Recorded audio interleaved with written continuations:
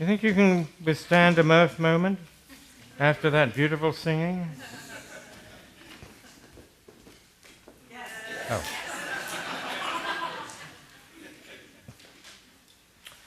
A man was praying to God, and he said, God, and God responded, yes. And the guy said, may I ask a question? Go right ahead, God said. God, what is 1,000,000 years to you? God said, 1,000,000 years to me is merely a second. The man wondered. Then he asked, God, what is $1,000,000 worth to you? God said, $1,000,000 to me is as a penny. So the man said, God, may I have a penny? And God said, sure, just a second.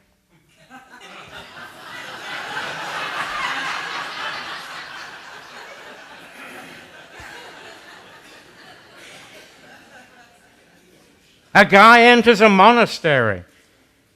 He has to take a vow of complete silence. I assume he was a Trappist. But once a year, he can write one word on the chalkboard in front of the abbot. The first year, it's very tough not to talk.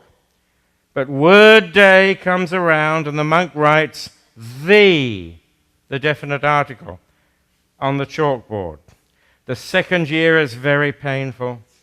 It's very difficult not to talk, but finally word day rolls around and the monk scratches food on the chalkboard and enters his third year, which is excruciating. But the monk struggles through it, and when word day rolls around again, he writes on the blackboard, stinks. And the abbot says, what's with you? You've been here for 3 years, and all you've done is complain?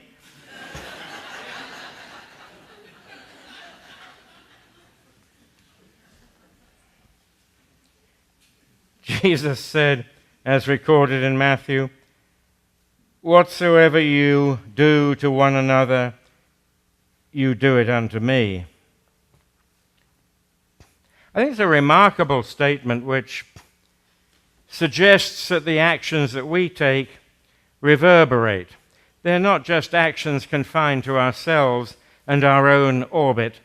They radiate out, they ripple, as it were, throughout a community and indeed perhaps throughout the world. So we don't act in isolation. What we think and do really, really does matter.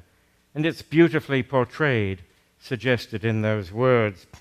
But I'm going to start my remarks this morning, my sharing of ideas, by reverting to my role as a history professor. You are free to leave at this point if you wish.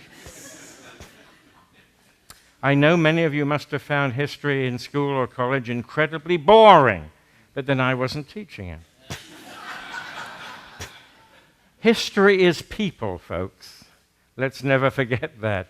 And it's a grave mistake to imagine that people 500, 1,000, 2,000 years ago were fundamentally different from we ourselves. Many of them had the same feelings, frustrations, urges that we ourselves do. If we are ignorant entirely of history, we miss also a dimension of human experience that is important to us. I won't say those who don't understand history are doomed to repeat its mistakes. I'm not that much of a fanatic, but I do say that understanding history and the people in history helps us to relate to those who have gone before and to understand more thoroughly, more clearly, perhaps, our own psychological and spiritual makeup. Having said that as a disclaimer, I now want to talk about Henry VII. You say, who was Henry VII? Does that, in the modern cant expression, does that resonate with you? Do you have any sense of relationship to Henry VII? If you are a Tudor fanatic, of which I gather there are many, the British pronounce the word T-U-D-O-R, Tudor, not Tudor. It's not an automobile, it's a dynasty. So they say Tudor. Henry VII, or Henry Tudor, was a Welshman who had a claim on the throne of England. And it was England in those days. Scots were off doing something else, I don't know whether. And he fought a battle, a notable battle, with the incumbent on the throne, who was a man called Richard III. You know, that horrible little man who was always scheming and murdering and so on and so forth. Shakespeare was a Tudor propagandist. He was paid to portray Richard in that fashion. Richard was actually a very good king. I'm intrigued, and I'm bringing up this example because the bones of Richard III have just been discovered. Some of you may have seen that report. About 18 months ago, under a parking lot. How ignominious. Under a parking lot, because he was buried in an abbey that's long since been demolished, under a parking lot they found bones that purported to be those of Richard III, and in fact actually were. It was genetically possible to discover from his descendants living in Canada. Well, that's beside the point. That this was Richard III. You remember Richard III, of course, obviously from Shakespeare. A horse, my kingdom for a horse, because he was unseated from his horse during the battle that killed him. But it was Henry Tudor, the pretender to the throne, who had a very good claim to the throne, who killed him personally in battle. He walloped him good. We know this. He bashed him with probably with one of those, whatever they call them, crash. Smashed him. And thereby came to the throne. Henry VII was a good king. Turned out to be a good king, in distinction from a bad king. And of course he was the VIII, and we all know about Henry VIII and his propensity for marrying wives, some of whom he decapitated. 2 of whom he decapitated. The point of the matter is that Henry VII was obviously a bellicose individual. He knew the surge of aggression and anger that we can feel sometimes within ourselves. Otherwise, he couldn't have killed in personal combat his opponent. And yet when he came to the throne, he changed quite considerably. And the interesting point is that a couple of pretenders were brought to him. A couple of young men who decided that they had a claim on the throne. As a matter of fact, they didn't. And of course, Henry's courtiers, Henry VII, Henry's courtiers were waiting for Henry's judgment, that they should be taken from the court and horribly executed. For treason in those days, you've just had breakfast not too long ago, so I'm not going to tell you what happened to those who were executed for treason. Suffice it to say, bits and pieces were removed. So they were looking forward to this. But Henry said no. He said, as a Christian king, he said, I forgive them their presumption, and he put one of them to work in the kitchen, great idea, and he put one of the others to work as a serving man, serving tables. And both of these people, both of these men, became ardent supporters of Henry. But he called upon his forgiving side to give them the benefit of the doubt, and he saved them from the most hideous and painful death. But Henry, in this way, showed his ability to govern as what he thought was a Christian prince, calling upon the best principles of forgiveness and compassion to forward the interests of the realm. You can see Henry VII, as a matter of fact, if you go to London today, if you go to the Victoria and Albert Museum, named after Victoria and dear beloved Albert, of fond memory. If you go to the Victoria and Albert Museum and mount the central staircase, you will see a beautiful bust of Henry VII by Pietro Torrigiano, one of the great Renaissance sculptors, who did the bust in terracotta, and then it was painted. And you see Henry VII looking at you from the top of the stairs as you mount. At least you used to. I assume he's still there, bless his heart. Anyway, the point is that here was a man capable of violent action, violent sentiments, in an age when those sentiments were expected of a leader, or of a king, certainly. And yet also he was capable of great compassion and concern for others.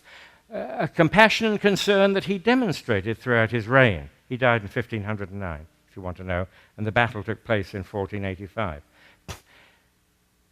Moving forward to the 19th century, let me abstract from literature another example of the two sides of human nature, sometimes in conflict with one another.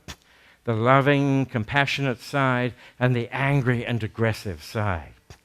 All of you, I assume, have read the books of Robert Louis Stevenson.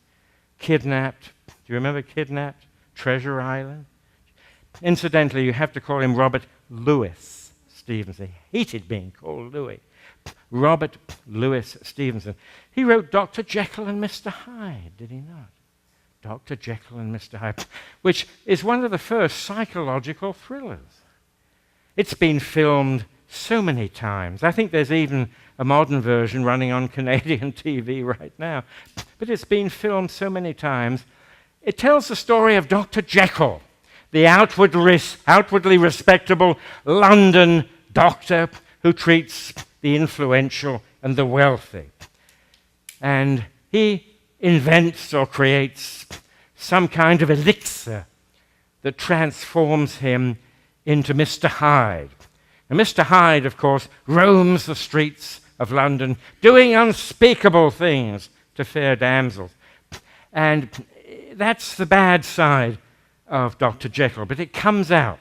It comes out.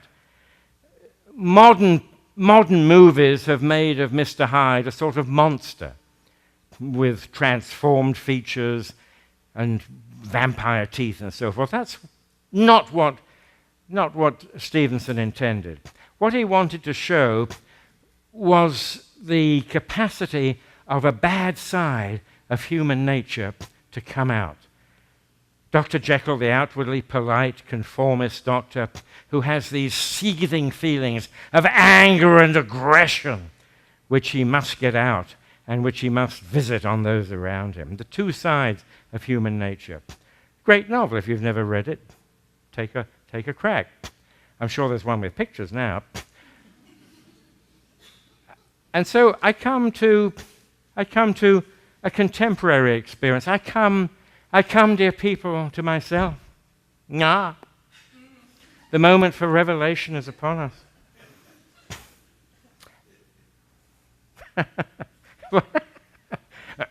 Sorry. One of our beloved congregants was expressing surprise. I would like to tell you about the two sides of my nature. Now, you know me to be a nice chap, don't you? I mean, I write to you, I call you on the phone, I say nice things, I speak pleasant sentiments, I do everything I possibly can to make you feel good about yourselves, as I would like to feel good about myself. But there are times when that other side of the nature seems to pop up. And I'm going to recount one of those to you. Now, first of all, I have to tell you, and this may deeply offend some of you, deeply offend. I have to tell you a secret about myself. I don't like dogs. I told you, I'm sorry, I'm not a dog lover. We live on an island in which I think everyone owns a dog. There was a book published not too long ago. It was called One Nation Under Dog. Not entirely untrue. I'm a cat lover. I adore cats. I really do. You know, cats are so sort of majestic and so indifferent towards the sentiments of their owners. Do you know the cat was the only creature, they had their own goddess in ancient Egypt, and they were the only creature allowed to leave the pharaoh's presence and turn their back on him, or whatever. I mean, anybody who's had a cat will know what extreme contempt cats can display. If anyone has had the feline finger from a cat, you know, how they walk out, well, thank you, after having sat on your lap for the last hour and a half. you will know. But I do love cats, and I'm frightened of dogs. There may be something in my psyche. Maybe it comes from my youth, but I'm frightened of dogs. I just don't relate to dogs. And on the island that we live in, on the San Juans, there are many, many forest trails. And I was walking a while back on one of those lovely forest trails in a sort of haze, as is probable with me from time to time, sort of walking along here on the forest trail, trying to watch the routes at the same time. And round the corner comes a massive hound. Yes, a huge dog, what I would call a mastiff. I mean, again, to raise a literary illusion, I would say it was a relative hound of the Baskervilles. It was massive, and it flew at me. Now, probably with friendly intention, but it put its paws on my shoulders. It was huge, and I fell back into the undergrowth, narrowly missing a rock, and lay there. I thought I was done. I thought the next stage was consumption of some sort. But then its owner came. It wasn't on a leash, and it should have been, because, of course, at the beginning of the trail it says keep dogs on a leash, but this man had not. And so I leveled at him a string of the most remarkable Anglo-Saxon words. Now, the Anglo-Saxons created those words for a purpose, friends. They were very aggressive people. And I have to say that at certain times, under stress, they may materialize. And they did. And he retrieved the dog, which had then begun to lick me, horror of horrors. He retrieved the dog, put it on a leash, tied it to a tree. He did all of that first, remember, because proving the dog was more important than I was. But by that time, then he raised me from my prone position and offered some sort of apology, and I said, oh, well, you know. But again, when I continued my walk, as I did later on, I thought, how extraordinary that I was capable of such a burst of real anger. You know, I could have strangled that man in the moment. How dare he leave his dog without a leash to come and leap on me? I mean, what had I done? I haven't done anything. I don't care whether the dog's sentiments were friendly and positive or not. I was terrified. Anyway, that again set me to thinking, what is at the heart of human nature? What is truly present in us?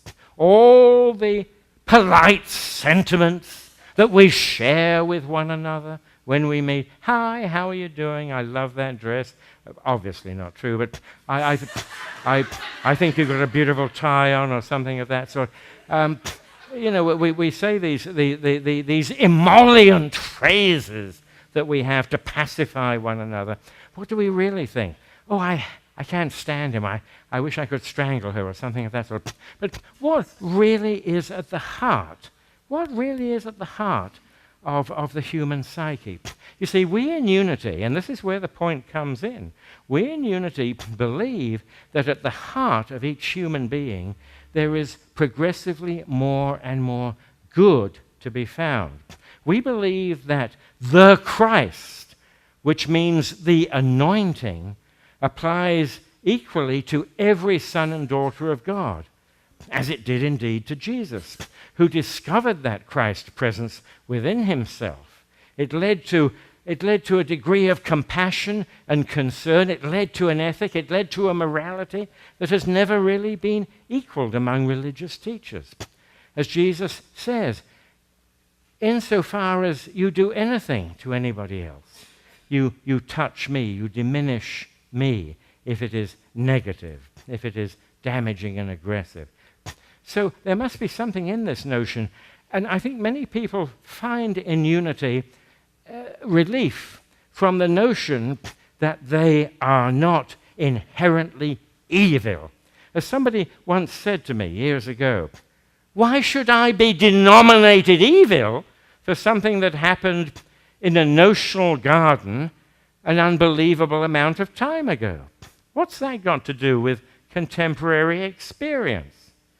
What does that mean? Do I carry the stigma of original evil, of original sin, with me for the rest of my life? Am I guilty for something I never did? I can see being residually guilty for dropping a bomb on Hiroshima. I can see being residually guilty for slavery. Certainly, these were appalling injustices.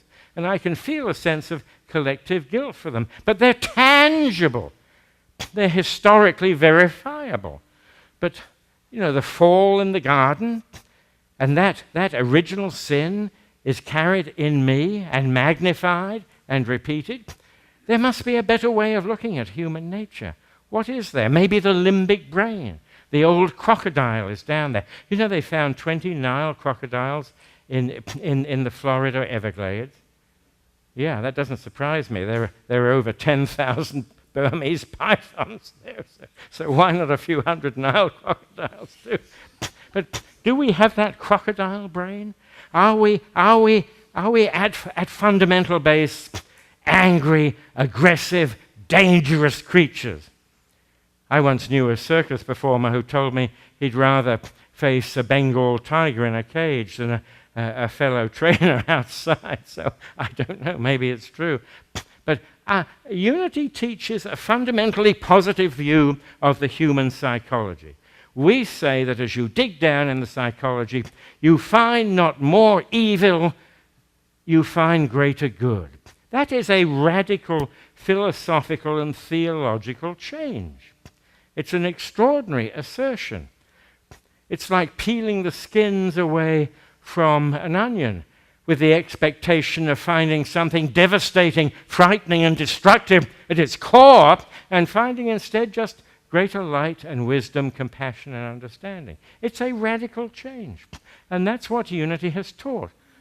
So all of these indications that we sometimes find in ourselves of ill temper, of anger, of frustration, of bitterness, of even violence, because we're quite capable of being violent, heaven knows, they are not the true representation of what we actually are. And I meet people, I talk with people who say they're not happy with what they think they are. They see the frustration, the bitterness, sometimes the anger, and even the violence that come to the surface, and they say, is this really me? Is this what I am? And some people are even frightened to explore those depths. But again, we in Unity say no. The more you meditate, the more you open yourself, the more you ask for that inspiration, the broader, the more compassionate will be the discovery that you make. We are creatures built to create, not to destroy. The vision of God for us is one of greatness, not narrowness, anger, destruction, and despair. It's the whole nub upon which our Unity theology and philosophy turn. And it's important that we understand it. So I don't know what naughty things you've done today before you came to the church. Maybe you did something nasty to somebody, or you said something nasty to somebody. Okay, fine. But that's not what you are. And one thing we are given, above all the animals in creation, one thing that we are gifted with is the ability to self-reflect. As far as we know, no animal can reflect on its behavior. No animal can sit down in the evening and say, well, gee, did I bash somebody? Did I eat something living? What did I do? We have the capacity to think about our actions. We don't act in that purely instinctual way. We can think, and we can say to ourselves at the end of a day, what did I do today? Did I hurt somebody? Was I cruel and unkind? Was I unthinking? Or was I compassionate? Did I reach out? Did I speak a word of encouragement? That matters. That's what makes us distinctively human. And if we believe that the more we probe into ourselves, the greater shall be the good that we discover, the more worthwhile that enterprise becomes. The more worthwhile it becomes. We think about our actions, we consider them, and we can modify our behavior accordingly, as did Henry VII.